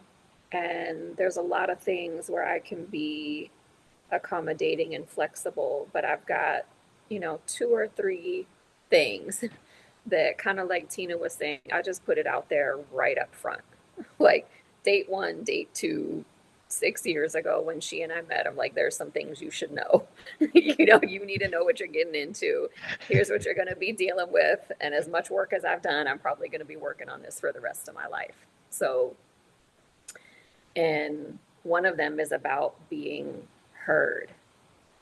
mm. And like it's a tender spot, when I feel like I'm not being heard, and I can trace it back and I know where it comes from, but it's like it's just tender.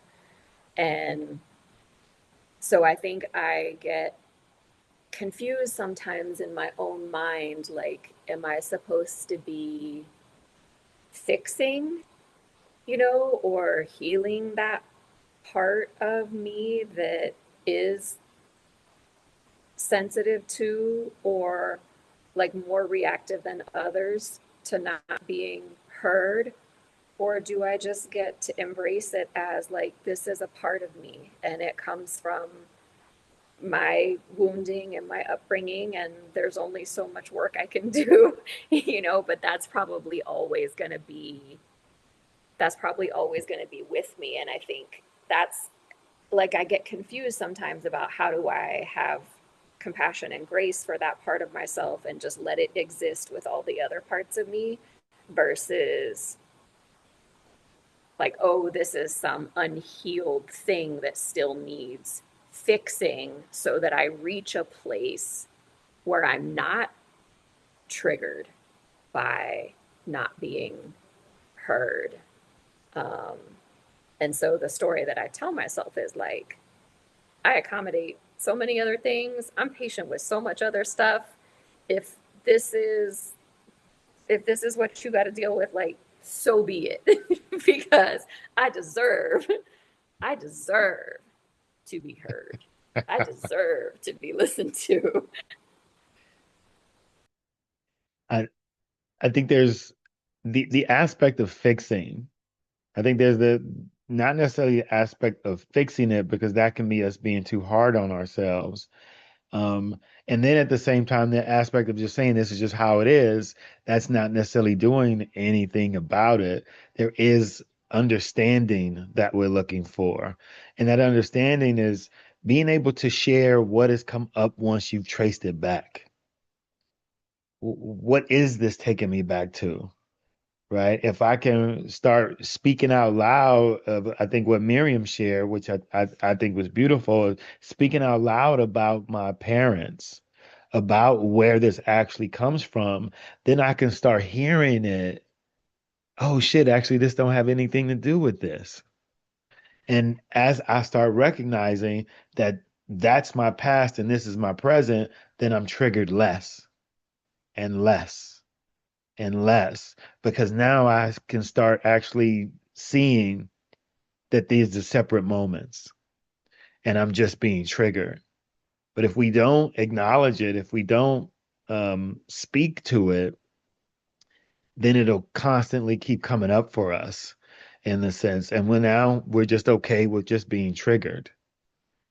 But when now I can be speaking to, what that really is, and here's the humble and vulnerable part, now I can start, in a sense, almost laughing at myself because here I am taking you as my parents.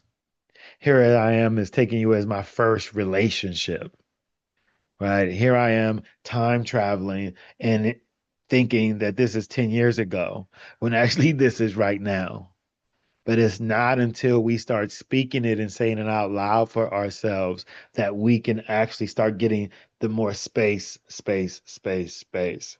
If we don't speak about it, then it stays as this compact trigger,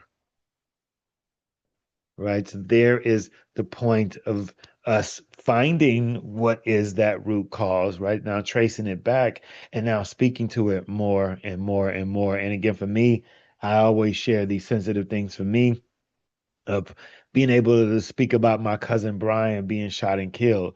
It would make me emotional all the time. But the more I can speak about it, the more I can understand it, the less emotional I would be. Now, it doesn't mean that it does not still make me emotional. Right. And this is what you're sharing is that it'll still be this thing I'm working on. But the more I can speak about it, the more settled I can be in that truth that he's gone, right? The more I try and just say that's just what it is, then every time somebody brings it up or talks to me about it, and I tell you, seeing his son, like his son don't like being around me or didn't like being around me because they look so much alike that every time I see him, I just bawl. I just see him in the flesh and it would just make me bawl, and that would cause a rift in our relationship. And so it's not until I can embrace the truth of what happened, the truth of his death, the truth of who he was, and that was just his life's journey, that I could feel more settled, right? Not to say that I'm still not triggered in some way, but I'm less triggered now, right? There's the power of our humility, our vulnerability. I need to say it out loud so it's not so real in that way, right? Because it's not real. That was, 15 years ago. That's just what it was. But my saying it is wrong, my belief that it should not have happened is the thing that's making me emotional. And that's not real.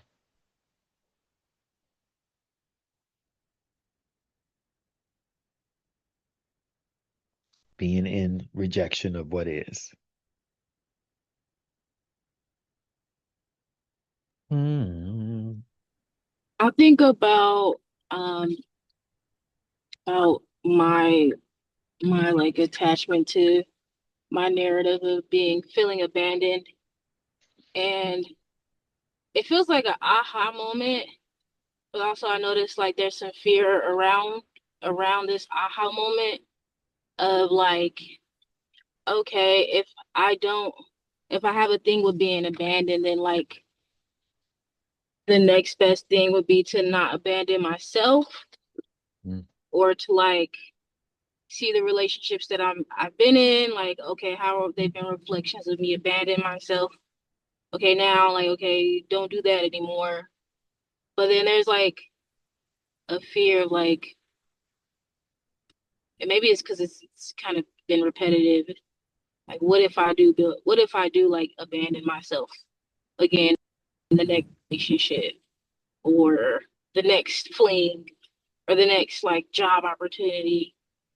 Um, how like devastating that type of stuff feels. I know we kind of talk about that in so many different ways. Like, that job isn't for you. How are you abandoning your dreams?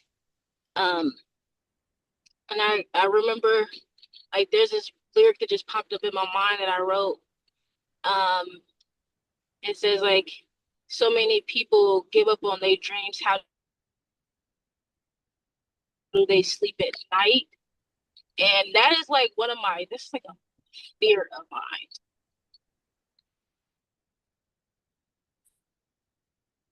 It and my understanding of my narrative, it's almost like the beginning of more like freedom, or more ways that I can show up for myself. Like I said, I gotta admit that there is a fear there. Hmm. We are able to sleep at night because we can justify why we've abandoned ourselves, right? And it's not until we can get into that admittance of that justification, of that fear, again, that we can start seeing it for ourselves and now living in that truth, right? It's the thing is, in a sense, is like, well, am I going to get to a place where I don't have to do this work anymore? Back to where we started in the beginning of this conversation. Or can I be in a place of recognizing that shit, I gotta go through it in order for me to dissect this so that I can actually go for my dream? Right? It's not until I start owning the things that are making me abandon the dream that I can go and commit myself to it. And so that means then I got to go through it, get fearful, abandon. Okay, own it. If I own it, now I can, let me go try again. Own it. Okay. And every time we go and try and we go through it and we have this muck, we have this disharmony come up, every time we own it, the faster, better, stronger we get.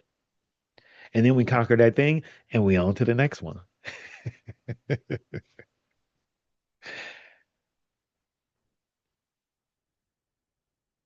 And there's the round robin about it. But it takes us having to slowly chisel away at something.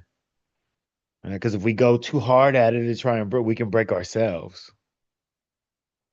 But if we chisel it and let me take this piece, let me take this piece, let me take this piece. Now let me stop and understand it. Because many times we've gone to like knock some shit down and we've knocked it down so fast that we find ourselves on the other side and we're like, oh shit, now what? What? How did I even get here? Grace is taking it piece by piece.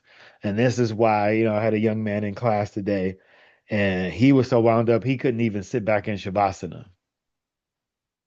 He was like, oh, this just feels uncomfortable for me to try and lay back here and whatever. Like, no, like this is uncomfortable for me. And I was like, that's fine. That's fine. It's to recognize that rest is uncomfortable for you in this moment and be okay with that. There's your first piece of what you need to work on. Can you first recognize that you're upset, that you're holding on, that you're tight? Not, I shouldn't be tight. I shouldn't be holding on. I shouldn't have this stuff going on. Oh, damn, there's something going on. And in that acknowledgement, the next time, I might be able to find some breath. So he was able to breathe a bit. I was like, all right, fine. Good. Thank you for letting me know that. And so instead of us just sitting in a silent shavasana, we breathe. Deep inhale and exhale. Ha. And so as he was able to do that exercise, he had a little piece of being able to find a moment of rest, not the entire thing.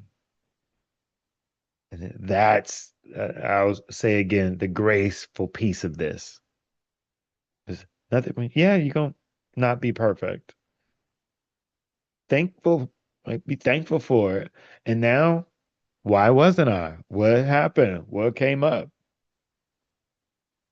And then let me try again. And the more you try, the more you prove to yourself, the better you get. Skill in Action. It's another great book, yogi book, small book too. She talks about the skill of being in action. That sometimes we could be in avoidance, and that avoidance is not going to get anything done for us. We're just going to repeat it and in a sense probably build it stronger. But if we're in action and constantly moving towards this thing, whether we're successful or not, then we're going to be deposited on that other side. That's a guarantee in our lives. The more you focus on it, the more you work at it, the better you're going to get. The more you resist it, the more you abandon it, the bigger it's going to get.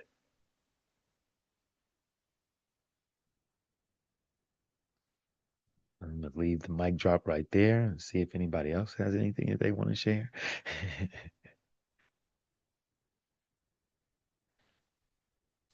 All right. If we all seem silent, I think again, it's important we take this week because we're going to be coming into it. To next week will be surrender. And so take this one really serious in the sense of the homework of look at your triggers.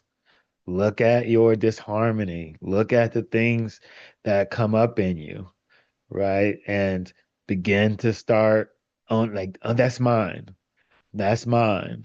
So that when we have this discussion next week, we can really start talking about surrendering to what's come up for us.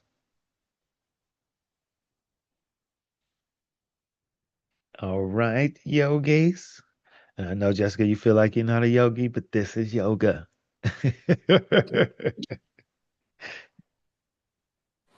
I want to be. I just haven't found a class where they actually like teach it how I want to be taught, where You it's are you are in a yoga class right now. oh, right. I meant like An asana practice? yeah, that.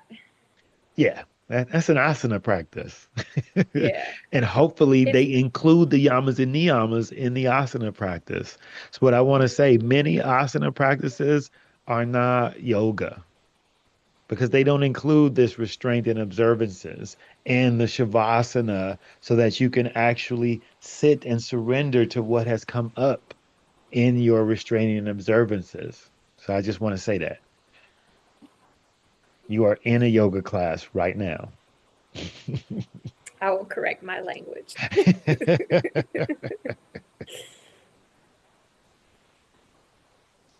All right, everyone.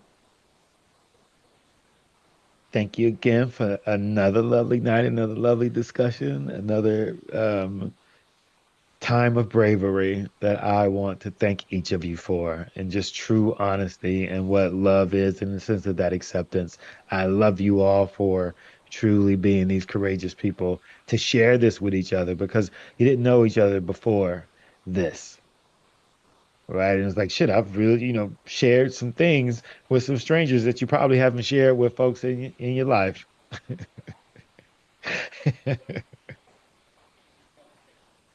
So I thank you. Thank you all. Have a see y'all next week.